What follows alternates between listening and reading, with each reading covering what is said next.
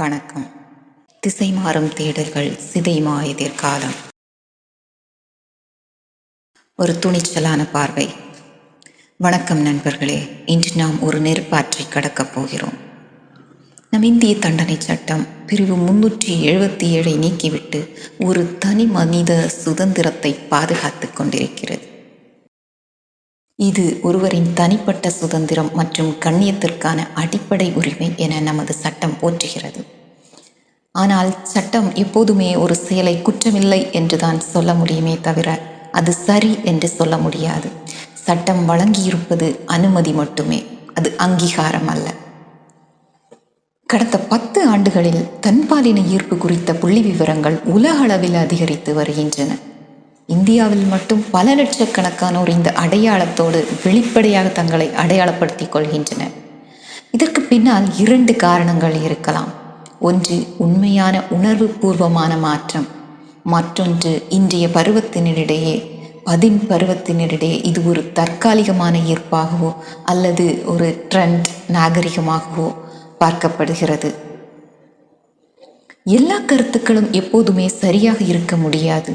எவையாகட்டும், உதாரணமாக காதல் திருமணமோ நிச்சயிக்கப்பட்ட திருமணமோ, எங்கே புரிதலும் முதிர்ச்சியும் கைகோர்க்கிறதோ அங்கேதான் ஒரு குடும்பம் வெற்றி அடைகிறது. நண்பர்களே, 10 பருவம் என்பது ஒரு மாயை. சட்டம் 18 வயதை முதிர்ச்சி என்று சொல்கிறது. ஆனால் நம் முன்னோர்கள் சொன்ன முதிர்ச்சி என்பது ஒருவரின் மனக்கட்டுப்பாட்டில் இருக்கிறது, செல்ஃப் கண்ட்ரோல். இன்று ஒரு ஆண் மீது பெண்ணுக்கும், பெண் மீது ஆணுக்கும், ஒரு ஆண் மீது ஆணுக்கும், பெண் மீது பெண்ணுக்கும் ஈர்ப்பு வருகிறது. எவையாகட்டும், அது வெறும் டீனேஜ் அட்ராக்ஷன்ஸின் வகையே. அதை இதுதான் என் வாழ்க்கை என்று முடிவெடுப்பதும் முடித்துக் கொள்வதும் எவ்வளவு பெரிய முட்டாள்தனம். பசி எடுக்கும்போது கண்ட உணவையும் உண்பது மனித இயல்பு அல்ல. பசியை தாங்கி சரியான உணவை தேடுவதுதான் மனித பண்பாடு.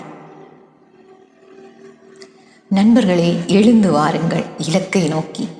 எப்போதெல்லாம் உங்கள் மனம் திசை மாறுகிறதோ அப்போதெல்லாம் உங்கள் எதிர்காலத்தை நினைத்து பாருங்கள்.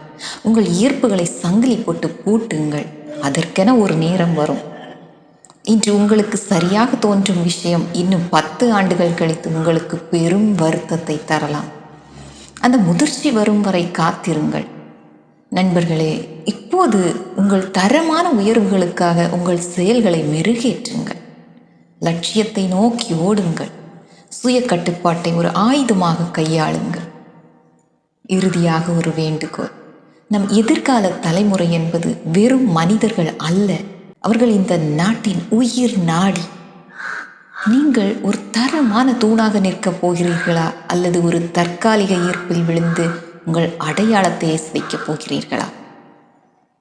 உங்களை நீங்களே செதுக்கிக் கொள்ளுங்கள். ஒரு தார்மீக சமுதாயத்தை உருவாக்க நீங்கள் ஒரு தரமான மனிதராக மாற வேண்டும். முடிவு உங்கள் கையில். நன்றி, வணக்கம்.